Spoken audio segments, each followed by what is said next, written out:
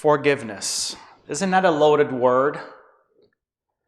It's a loaded word in many ways, and it's been my experience when it comes to pastoral care that we have a very deep misunderstanding of what forgiveness is. Some people say, well, I can't forgive. He doesn't deserve it. She doesn't deserve it. Oh, no. You're not doing somebody else's a favor. When you forgive, you give yourself a favor. But I'm getting ahead of myself. What else is new? So what is forgiveness? Psychologists generally define forgiveness as a conscious, deliberate decision to release feelings of resentment, anger, and vengeance. It's to let go of wanting to be made right.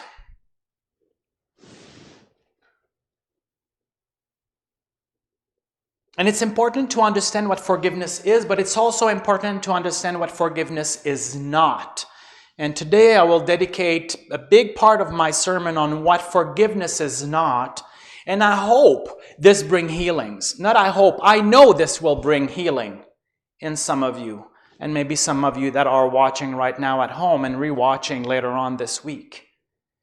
My hope and my prayer is that you are being set free of unforgiveness. My hope and my prayer is that you are set free of that anger and that resentment, and that you can let go of it and finally be healed. And whenever an offense comes back, because let me tell you, people will offend you regularly. And you'll have to forgive regularly. Up to 70 times 7.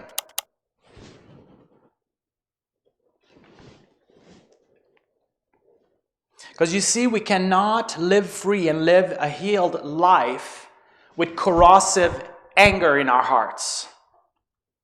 We cannot go into the world and spread love and spread Jesus' message with unforgiveness in our hearts. People will see right through us. But you know what? Sometimes I understand and I know that the hurt is so deep. The anger is so deep. The pain is so hard to bear.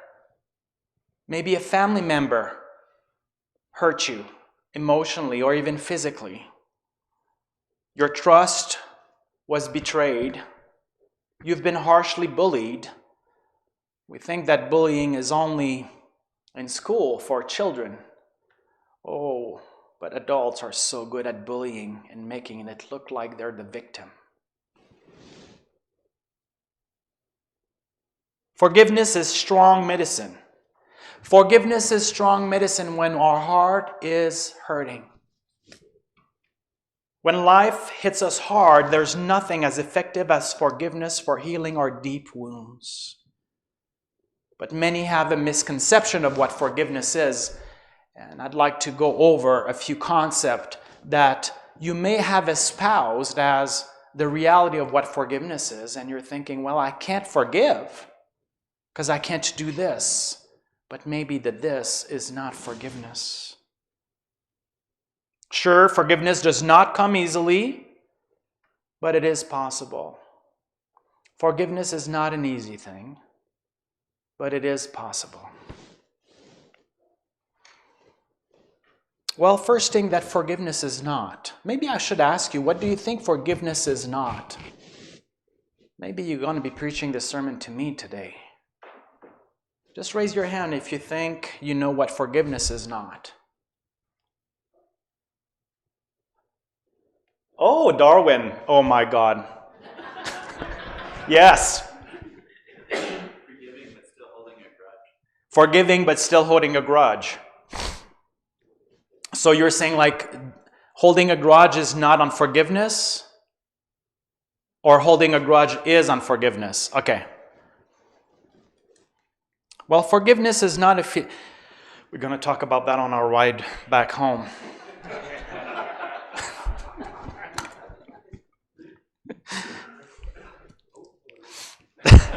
Uh-oh. So forgiveness is not a feeling. Feelings are fickle. Did you know that? Sometimes I feel like having ice cream, and sometimes I feel like I don't want to have ice cream. Feelings are fickle. Forgiveness is not a feeling. You can't wait until you feel like you want to forgive someone to forgive someone. When you wait around to feel like it, it may never come. So forgiveness is not a feeling. Forgiveness is not the same thing as trust. And that is a big one. Because we think that when we forgive the pain that someone inflicted on us, that we have to trust them again. You can forgive and not trust. Trust is earned. Trust is deserved. Forgiveness is undeserved.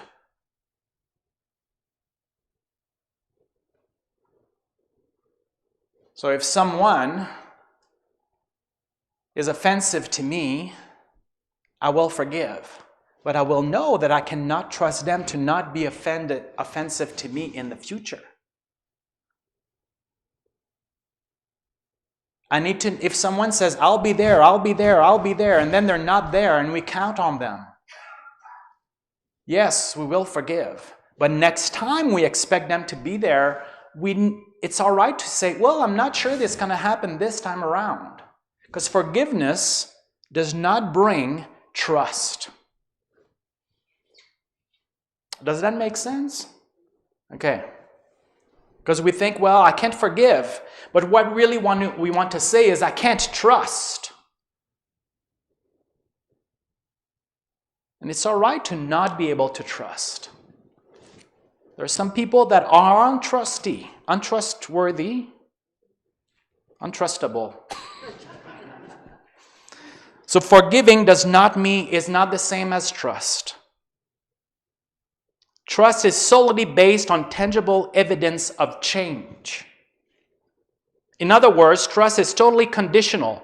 The condition is tangible evidence of repentance and transformation.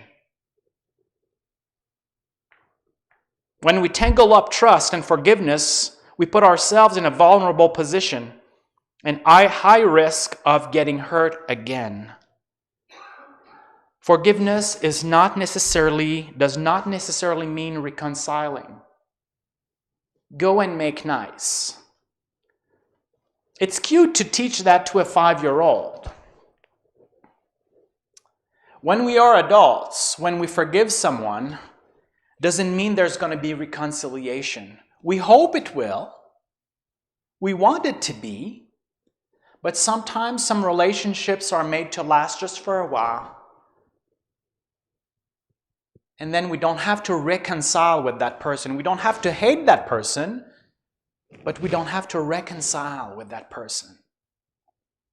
Understand that people may look at you and say, hey, you are unforgiving, and you will say, no, I have healthy boundaries. You don't need to go back into a relationship with a person that did not change and that you don't trust to hurt you again. So it's not necessarily reconciling. Because it may be unsafe physically or emotionally and psychologically to attempt reconciliation.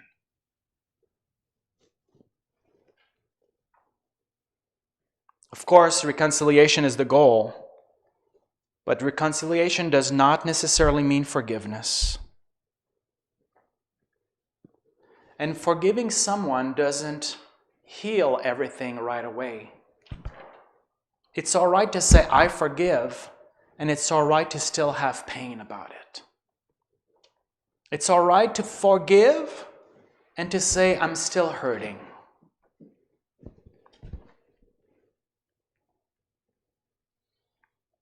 Because it doesn't heal everything in a moment. When you forgive someone, it's all right to be in pain still. Healing will come. Just like after a surgery, when a tumor has been taken out. We still have to heal from that surgery. Our body is still in pain and still healing. And it doesn't mean you'll feel better right away. You can forgive someone and still not feel so good after. Because you see, without forgiveness, bitterness and resentment begins to take root. And we don't want that. Oh, another big one. Just raise your hand. Have you ever heard forgive and forget? Okay, well, all of us. Forgive and forget. No. Forgive and remember. Our brain and our hearts are not made to forget. That would be great, but that doesn't happen. Forgive, learn, heal, and move on. Regardless, I'm going to say something very blunt. Forgiving someone doesn't bring you amnesia.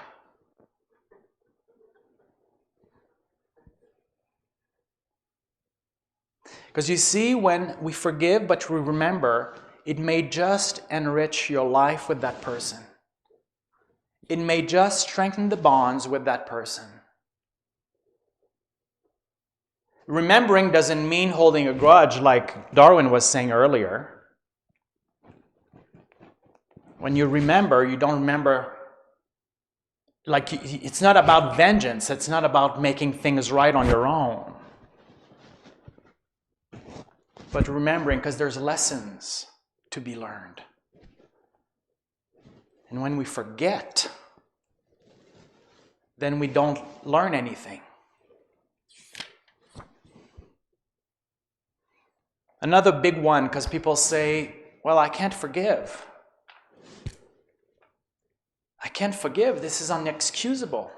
Forgiving is not excusing the offense, nor is forgiveness condoning the offense. It's not like nothing happened. Something happened. You were hurt. You're not dismissing the hurt. You're just letting go. Again, you're just letting go of vengeance and be made right. You're letting go of that grudge. But it doesn't mean nothing happened. It doesn't mean you were not hurt. And it doesn't mean that you're forgiving that what they did was right. You can forgive even if it was wrong. Again, like I said in the beginning, I gave you the punch. Forgiving is for you. You benefit from it. The other person maybe doesn't even care. Maybe the other person doesn't even know they hurt you. Maybe you don't know that you hurt the other person too, and that the other person forgave you. Because this is a two-way street here. We may be hurt by others, but we may be hurting others. Can I get an amen up in here? Can you say it a little lower with less conviction?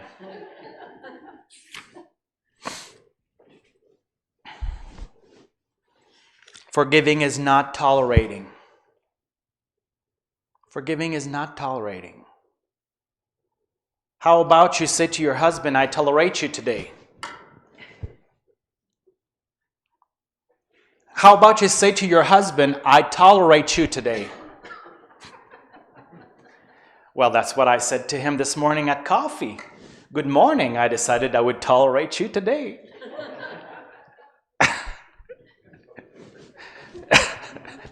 You're afraid it's reality? Is that what you said? No, I said I forgave her. Oh, you forgave her. Okay. Oh, that's not in my point, but I'm going to make a point.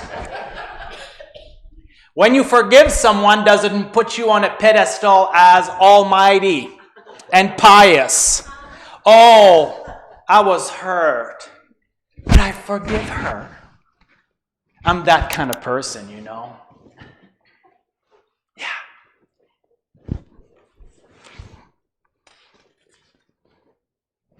Was that enough correction for you?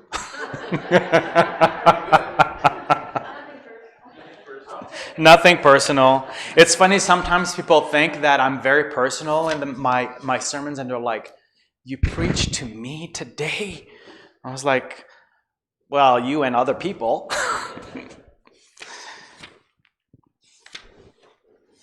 But what is forgiveness then? Forgiveness, like I said earlier, forgiveness is not easy, but it's for all of us.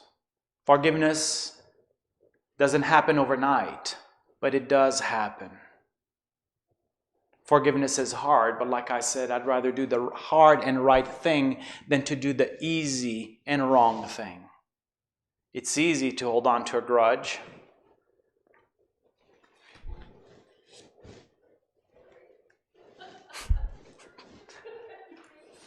Oh, someone's calling?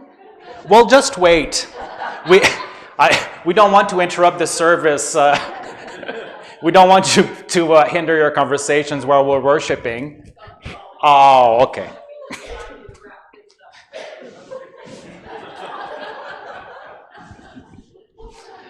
Oh, God, are we having fun here? It's all right, Brenda, I forgive you. I'm just that kind of minister, you know. 7 times 7. Just like Jesus. Whew. Forgiveness is a process. One day you may feel like you forgave, and the next day you take it all back. It's okay. It happens. It's not a one-time kind of deal. Forgiveness is hard. Forgiveness is an emotionally charged concept. We have a lot of preconceived ideas and notions about what forgiveness is, but they're not always true. And we have to heal these preconceived ideas in order to bring healing into ourselves and into our world. Forgiveness is personal. Don't let someone say to you, you need to forgive. That's not their choice to make.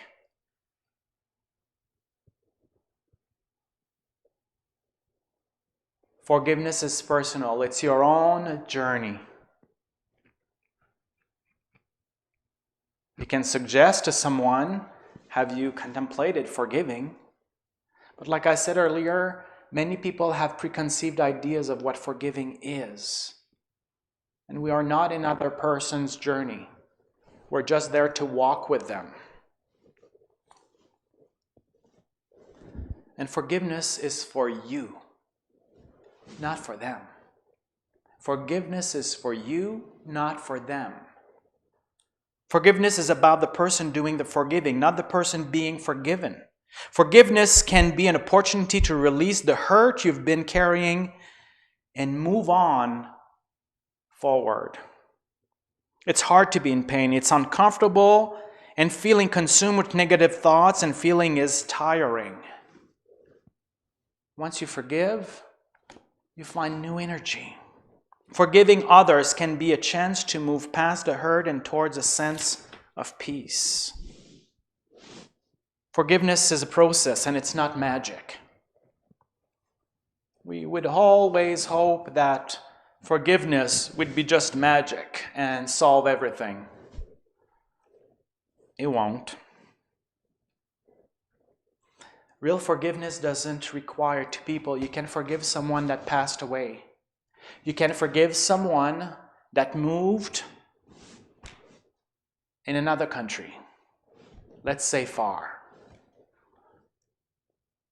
You can forgive someone that you will never see again.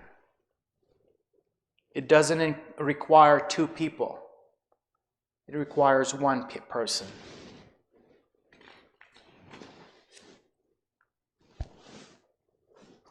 Again, it is my prayer and my wish to you that whatever unforgiveness you may be harboring right now, that you find healing, I suggest that you go online and listen to this sermon again and again and again. Journal about it. Pray about it. Untangle the preconceived ideas of what forgiveness is. Untangle these preconceived ideas and find healing. This series is about healing. I was harboring so much unforgiveness in my life. I was angry 24/7. I had physical rashes all the time. And then I discovered what forgiveness is. And I'm still discovering what it is. And I'm still working on it. And I'm still being healed. And I wish the same thing for you. There is nothing better than to go to bed at night and fall asleep right away. Isn't that the truth? Amen.